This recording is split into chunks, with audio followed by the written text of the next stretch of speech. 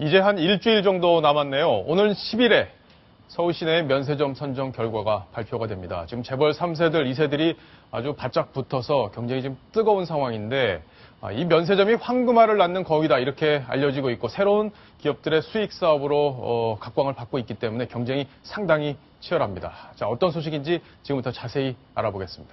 자, 지금 누가 붙어 있는지 지금 화면으로 좀 보긴 했는데요. 설명을 좀 해주시죠. 예, 지금 몇 명의 재벌 얼굴들을 보셨나요? 지금 네. 모두 7명의 재벌 얼굴들이 보였는데요.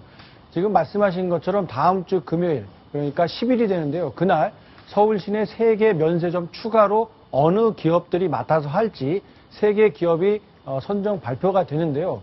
한 곳은 중소기업에서 할당을 받았고요. 예. 나머지 2곳은 재벌 7곳이 치열하게 각축을 벌이고 있습니다. 그래서 저 7곳 중에서 2명만 그날 10일 날 환하게 웃을 테고 나머지 5분은 상당히 씁쓸한 표정을 짓게 될 예정입니다. 근데 보니까 이제 호텔신라, 삼성 계열이죠. 그렇죠. 호텔신라하고 현대산업개발, 현대 계열인데 여기는 둘이 연합을 했단 말이에요. 맞습니다. 그러니까 잘하면 뭐 3명이 웃을 수도 있는 그런 상황인데 오늘 이 이부진 사장하고 정명규 회장하고 그렇습니다. 만났죠.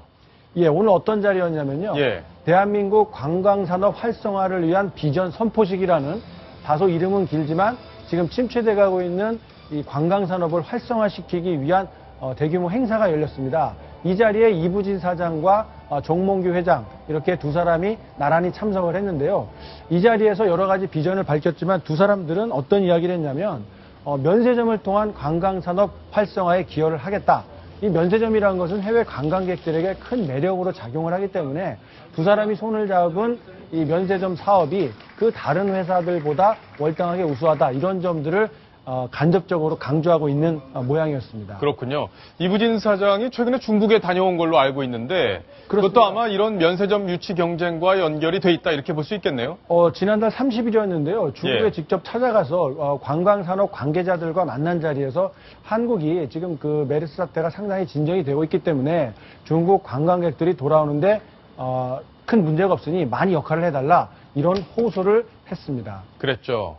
자, 이 후보지를 위치를 좀 살펴볼 필요가 있는데 뭐 서울 곳곳에 이렇게 좀 흩어져 있습니다. 그렇습니다. 이 예. 동대문 쪽에 2군데가 몰려 있고요. 네. 그리고 하나는 여의도 63빌딩을 영업점으로 정했기 때문에 네. 여의도에 자리를 잡았습니다.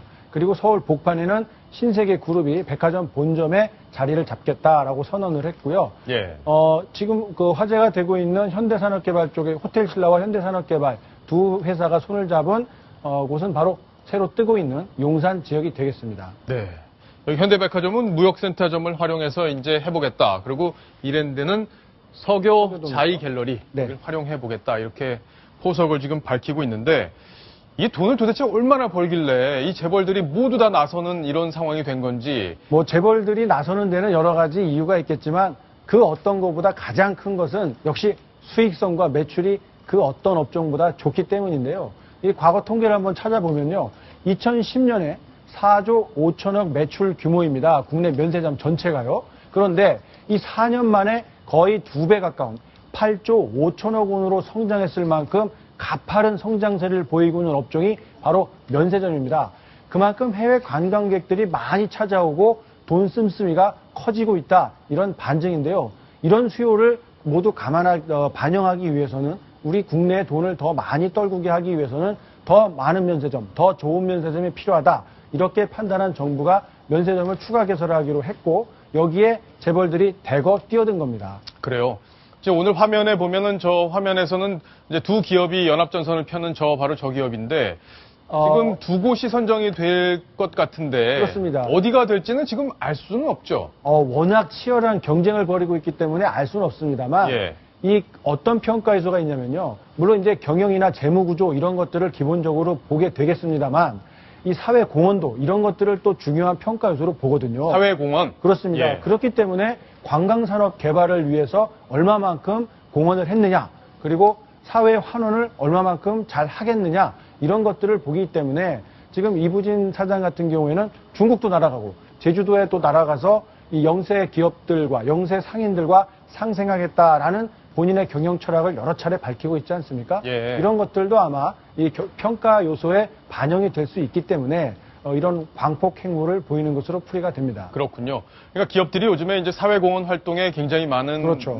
심혈을 기울여서 또 하고 또 직원들까지 다 나서서 지금 뭐 사회공헌 활동을 하는 그런 분위기이기 때문에 이게 어느 기업이 더 공이 있느냐 보기는 참 쉽지 않을 상황인데 최근에 이제 이부진 사장이 여러 가지 일로 부각이 되다 보니까 관심이 더 가는 것 아니냐 이렇게 전망이 나오고 있는 이쪽 거네요. 유통 관련 그 전문 기자들에게 취재를 좀 해보니까요. 예.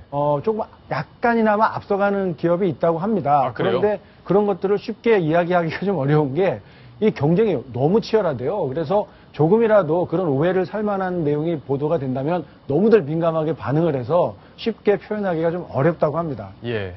정말 죽기 살기로 그렇죠. 워낙 이익이 크다 유치전에 보니까요. 뛰어들었다 이렇게 볼 수 있는 그런 상황이기 때문에 아주 민감한 상황입니다. 오는 10일에 결과가 나온다고 하니까요. 결과가 나오면 저희가 또 정리를 해드리겠습니다.